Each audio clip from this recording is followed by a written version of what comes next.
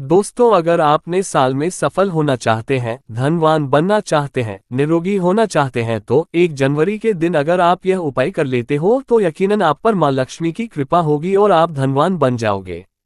आप धनवान ना बने तो मुझे बताना दोस्तों, बस जो उपाय आपको बताए जाए वह उपाय कर लेना।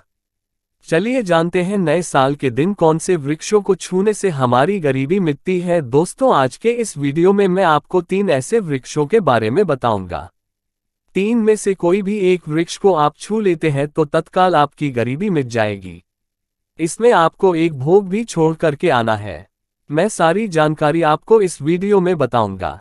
वीडियो में कंटिन्यू बने रहना। देखिए, हमारे हिंदू धर्म में पेड़ पौधों को देवी देवता मानकर के, पेड़ पौधों को देव स्वरूप मानकर करके हम इनकी पूजा करते हैं। पर साइंस भी कहते हैं कि पेड़ पौधे मनुष्य को फ्री में प्राण वायु प्रदान करते हैं। बिल्कुल ही, पेड़ पौधे हमें फ्री में प्राण वायु प्रदान करते हैं। पेड़ पौधे हमें ऑक्सीजन देते हैं एवं हमारे द्वारा निकाले जाने वाले कार्बन डाइऑक्साइड एवं अशुद्ध जितनी भी खराब वायु होते हैं, इन वायु को अपने में अंदर ग्रहण करते हैं। पेड़ पौधे स्वयं तेज धूप में हैं एवं मनुष्य को शीतल छाया प्रदान करता है। पेड़ पौधे हमें कई तरह के फल, फूल एवं जलाने के लिए लकड़ी भी प्रदान करते हैं। तो हमारे शास्त्रों में पेड़ पौधों को बहुत गुणकारी कह गए हैं। अनेक बीमारी का फ्री में उपचार पेड़ पौधों के माध्यम से, जड़ी बूटी के माध्यम से कर सकते हैं। दोस्तों, भगवान श्री कृष्ण भी पेड़ पौधों को बहुत ही महत्व दिए हैं। वृक्ष में जो पीपल के वृक्ष है, इसे वृक्षों का राजा कहा जाता है, क्योंकि पीपल वृक्ष की आयु अन्य वृक्षों की तुलना में बहुत अत्यधिक होती है। भगवान श्री कृष्ण ने भी स्वयं गीता में कहा है, मैं वृक्षों में पीपल का वृक्ष हूँ, क्योंकि स्वयं पीपल के वृक्ष में भगवान विष्णु एवं माता जी निवास करती है। तो आपको नए साल के दिन इस वृक्ष को छू करके आ जाना है। आपकी गरीबी, रोग दोष एवं समस्त विकार समाप्त हो जाएंगे। दोस्तों, हमारे धर्म में ऐसे अनेक वृक्ष हैं जो कल्याणकारी एवं मंगलकारी कह गए हैं। ये वृक्ष मनुष्य के सभी तरह के कष्टों को दूर करते हैं, परेशानी को दूर करते हैं और दूर करने में समर्थ भी है। तो आज की वीडियो में मैं ऐसे 3 पवित्र वृक्षों के बारे में बताऊंगा जिसे आपको नए साल के दिन शाम के समय में छू करके आ जाना होता है, और साथ में आपको एक कपूर और आपको एक लौंग रखना है। मैं यही जानकारी नवरात्रि के समय में बताया था, परंतु नवरात्रि के समय में मैंने आपको टोटके नहीं बताए थे। मैं टोटके ऐसे बता रहा हूं कि इसी के साथ मैं आपको एक कपूर और एक लौंग वहां पर रख कर जाना है और इसके नीचे डालना भी है, और इस वृक्ष को आप अपनी समस्या बोलेंगे। छूते ही आपकी गरीबी मिटेगी। बहुत अच्छी जानकारी है, और आपको भोग स्वरूप इसमें क्या लगाना है वह भी मैं जानकारी इस वीडियो में विस्तार से बताऊंगा। परंतु उससे पहले अभी तक सच्चे हृदय से कमेंट बॉक्स में लिखना ना भूलें। जय माता लक्ष्मी, नए साल की हार्दिक शुभकामनाएं।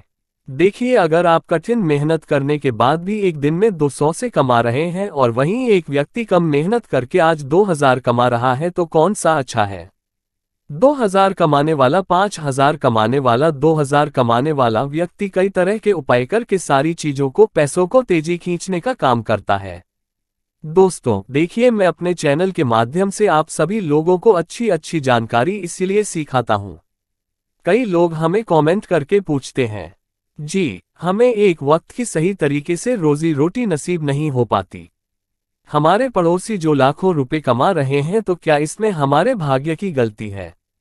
देखिए, भाग्य को आप मेहनत के द्वारा दूर कर सकते हैं, परंतु पूर्व के समय में हमारे द्वारा किसी भी तरह की अनहोनी हो गई होती है या किसी भी तरह की हमारी कुंडली दोष लग गया हो तो उसे दूर करने का काम करते हैं ये पेड़ पौधे। दोस्तों, ये पेड़ पौधे जितने भी होते हैं, ये अगर आप नए साल के दिन इन 3 वृक्षों में से अगर आप इसे जाकर के छू लेते हैं, तो आपके जीवन में जो दोष लगे हैं, आपके जीवन में किसी भी तरह का आपको श्राप लगा है, लगा है, बद्दुआ लगा है, तो उसे यह पेड़ पौधे अपने अंदर में खींच लेते हैं। ये अंदर खींच करके अपनी डाली को आपकी बद्दुआ के कारण अपनी छोटी सी डाली को तोड़ देते हैं, यानी कि छोटी सी डाली सूख जाती है, और आपकी बद्दुआ के कारण जो सामने वाले ने आपको बद्दुआ दी थी और आप इसे छू करके आते हैं इन वृक्षों को, तो आपकी बद्दुआ इन वृक्षों में चली जाती है, इनकी एक डाली सूख जाती है। आप देख लेना और आप खुद देखना, इस वृक्ष को छूकर किसी शुभ अवसर पर या फिर नए साल पर आपके जीवन में ऐसा परिवर्तन आएगा कि इस टाइम से आपके काम बनना शुरू हो जाएंगे। तो चलिए मैं आप लोगों को वृक्षों के बारे में बता दूं। मैं पहले वाले वीडियो में भी बता चुका हूं कि नवरात्रि के समय में बहुत ही उत्तम वृक्ष समझा जाता है। पारिजात का वृक्ष समुद्र मंथन से उत्पन्न हुआ था। आप सभी दर्शकों को यह जरूर पता होगा और ये देवराज इंद्र के नंदन वन में स्थापित किया गया था। बिल्कुल ही जो पारिजात वृक्ष है स्वर्ग में वहां पर स्थापित करके रखे गए थे। पारिजात वृक्ष भगवान श्री कृष्ण ने मानव जाति के जनकल्याण के लिए धरती लोक पर लाए थे।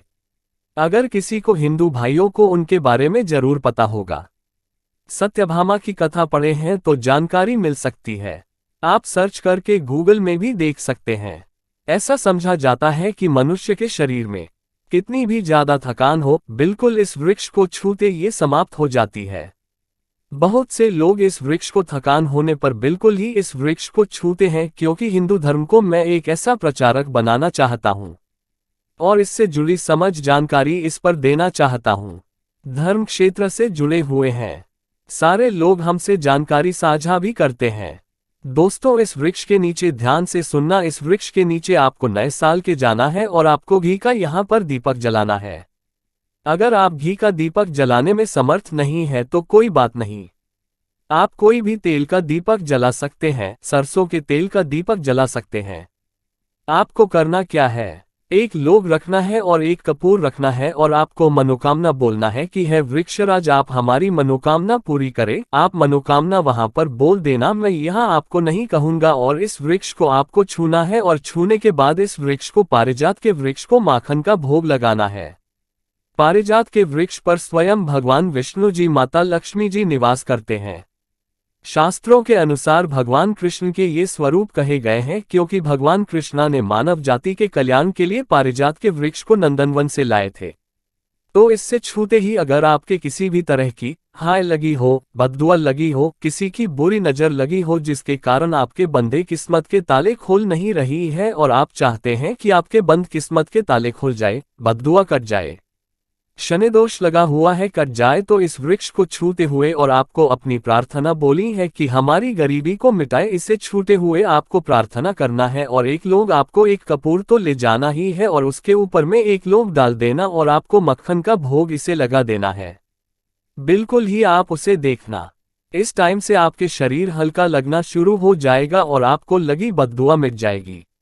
अब आप में से अधिकतर लोग बोलेंगे कि गुरुजी, हमारे घर के आसपास कोई पारिजात का वृक्ष नहीं है, तो हम क्या करें? तो चलिए मैं दूसरा वृक्ष बताता हूं। तो दूसरे वृक्ष में है गूल का वृक्ष। गूल के वृक्ष को यहाँ पर मैं इतना उत्तम बताता हूं क्योंकि गूल के वृक्ष को स्वयं भगवान नरसिंहदेव का वरदान हासिल है। क्योंकि गूल के वृक्ष को नरसिंहदेव ने स्वयं वरदान दिया है कि आपका वृक्ष पर एवं आपकी जो माता लक्ष्मी है, हम आपके वृक्ष पर निवास करेंगे। और ऐसा भी कहा जाता है कि गूल के वृक्ष के पास से अगर मुर्दे को ले जाया जाए तो उसके सारे पापों को ये वृक्ष लेता है। आप में से बहुत सारे लोगों को लोकथा जरूर पता होगा। तो गूल के वृक्ष को भगवान नरसिंहदेव ने बहुत सारा वरदान दिया है कि आप लोगों के कष्ट भी हरेंगे। तो आपको करना क्या है, नए साल 1 जनवरी के दिन के समय गूल के वृक्ष के पास में जाना है। आप घी का दीपक जला सकते हैं, समर्थ नहीं है तो आप सरसों के तेल का दीपक जला सकते हैं, तिल का तेल का भी जला सकते हैं। तो इसे बहुत ही शुभ समझा जाता है। आपको जलाना है और आपको एक कपूर और एक आपको जैसे रखे लौंग को जलाना है। जैसे अभी मैंने पहले भी बताया है उसी तरह से जलाना है और इसे छूकर के प्रार्थना करना है। आपके वृक्ष पर स्वयं भगवान नरसिंहदेव तथा माता लक्ष्मी जी विराजित हैं। हम प्रार्थना कर रहे हैं कि हमारी गरीबी एवं हमारी परेशानी एवं जो किसी की हमें हाय लगी है, बददुआ लगी है, किसी की बुरी नजर लगी है, हमारे घर में किसी को नजर दोष लगा है, सारे दोषों को समाप्त कर आप अपने अंदर में समाहित कर लीजिए, खींच लीजिए। इस तरह से आपको प्रार्थना करना है और गूल के वृक्ष को आपको बताशी का भोग लगाना है। बताशी आपको समर्पित कर देने हैं और उसी दिन आपको 5 गूल के फल लाना है। 1 जनवरी नए साल के दिन ऐसा समझा जाता है कि जो व्यक्ति लाल कलर की चुनरी में गूल के पके हुए फल को लाते हैं, बंद करके और इस पूजा करने के बाद और इस धन पेटी में रखते हैं, तो ऐसा समझा जाता है आजीवन ऐसे व्यक्ति के जीवन में, ऐसे व्यक्ति के घर में धन दौलत की कमी कभी नहीं होती। बूल के वृक्ष को साक्षात माता लक्ष्मी के स्वरूप कहे गए हैं। बूल के वृक्ष पर माता लक्ष्मी विराजमान रहते हैं, तो आपको यही कामना करना है। आपको प्रार्थना बोलते हुए आपको इसे छूना है, और जो मैं प्रक्रिया बता रहा हूं 5 इसके फल जरूर ले आना, और ला करके नए साल के दिन पूजा पाठ करने के बाद आपको इसे अपने धन स्थान में जरूर है। आजीवन आपके जीवन में धन की कमी कभी नहीं होगी। दोस्तों, तो चलिए मैं आप लोगों को इसके बाद तीसरा पौधा बता देता हूँ। तीसरे पौधे में है बेल का वृक्ष। में आप लोगों को कई बार कई कथा में बता चुका हूँ कि यह जो बेल के वृक्ष है माता पार्वती के स्वरूप कह गए हैं। तो ये वृक्ष माता पार्वती के पसीने से उत्पन्न हुए स्कंद पुराण में बहुत ही स्पष्ट तरीके से बताया है। इस वृक्ष की जड़ों में माँ गिरिजा, तने में माँ महेश्वरी, इसकी शाखाओं में माँ दक्षयायनी, बेलपत्र की पत्तियों में माँ पार्वती, इसके फूलों में माँ गौरी और बेलपत्र के फलों में माँ कात्यायनी का वास है। ऐसा समझा जाता है कि शिव मंदिर के समीप में जो बेल के वृक्ष है, इसके नीचे में अगर कोई भी व्यक्ति अगर नए साल के दिन संध्या काल में इसे, वैसे तो इसे डेली जलाना चाहिए, परंतु अगर नए साल के दिन संध्या काल में अगर भगवान शंकर जी का कोई विशेष मंदिर है तो उसके किनारे में जो कोई बेल का वृक्ष हो, वहां पर बिल्कुल आप एक घी का दीपक जला दीजिए, तो आपको धन गुण एवं नष्ट हो जाते हैं। कैसा भी आपके जीवन में पाप हो दूर हो जाते हैं। तो ऐसा क्यों है? माता लक्ष्मी को भी बेल के वृक्ष का अवतार लेना पड़ा था। मैं इसके बारे में भी एक कथा भी आपको बता दूंगा। तो आपको नए साल के दिन बेल के वृक्ष के नीचे हो सके तो घी का दीपक जरूर जलाना है। बेल के वृक्ष को माता पार्वती तथा भगवान शंकर के स्वरूप माना गया है। बेल की जो वृक्ष की जड़ होती है, इसके जो मूल भाग होते हैं, इसमें समस्त तीर्थ आकर के निवास करते हैं। इसीलिए सावन के महीने में कहा जाता है, जो लोग अगर तीर्थधाम नहीं जा सकते, तीर्थ के दर्शन नहीं कर पाए, तो ऐसे व्यक्ति बेल वृक्ष के नीचे में 1 महीने तक घी का दीपक जला लेते हैं, तो संपूर्ण जितने भी तीर्थ होते हैं, इसके घूमने का बराबर पुण्य फल हासिल होती है। मैं इसलिए सारी जानकारी, गुप्त रहस्य जानकारी बताता हूं, जिससे आप सभी दर्शकों को कल्याण हो, दर्शकों का बिल्कुल आध्यात्मिक उन्नति हो। सभी को धन की जरूरत नहीं होती, किसी को पुण्य की जरूरत होती है, कोई आध्यात्मिक उन्नति करना चाहते हैं। इसलिए इस तरह के छोटे छोटे गुण भरे रहस्य जानकारी वीडियो बता देता हूं। दोस्तों, आपको करना क्या है? 1 जनवरी नए साल के दिन इस वृक्ष को है माता पार्वती से प्रार्थना लगाना है कि हे माता पार्वती, आप ही शक्ति स्वरूप है, लक्ष्मी है, आप ही संसार को चलाने वाली देवी हैं। इस तरह से प्रार्थना करते हुए इस वृक्ष को छूना है और बोलना है, मेरी गरीबी मिटाए माता, मेरी निर्धनता को मिटाए, मेरे जीवन में चल रही परेशानियां, सारी परेशानियों को दूर करे। इस तरह प्रार्थना करते हुए आपको 1 कपूर और 1 लौंग को भी जला देना है, और एक काम जरूर करना है। जलाने के बाद इस वृक्ष को आपको बोलना है कि मैं भोग स्वरूप आपको धतूरे के पत्ते एवं धतूरे के फल समर्पित करूंगा, आप स्वीकार करें। आपको धतूरे के फल एवं पुष्प को, पुष्प है तो पुष्प भी रख सकते हैं, फिर 1 रख दीजिए। और अब वृक्ष आपको छूना है प्रार्थना करते हुए कि हमारी गरीबी मिटाए, हमारी निर्धनता मिटाए, बिल्कुल ही आपके जीवन में गरीबी कभी नहीं आएगी। और एक प्रार्थना जरूर करना है, किसी की भी हाय लग गई हो, बद्दुआ लग गई हो, किसी का दोष लगा हो, जिसके कारण हमारी आध्यात्मिक उन्नति नहीं हो पा रही हो, तो आप जो है उससे तुरंत दूर करें।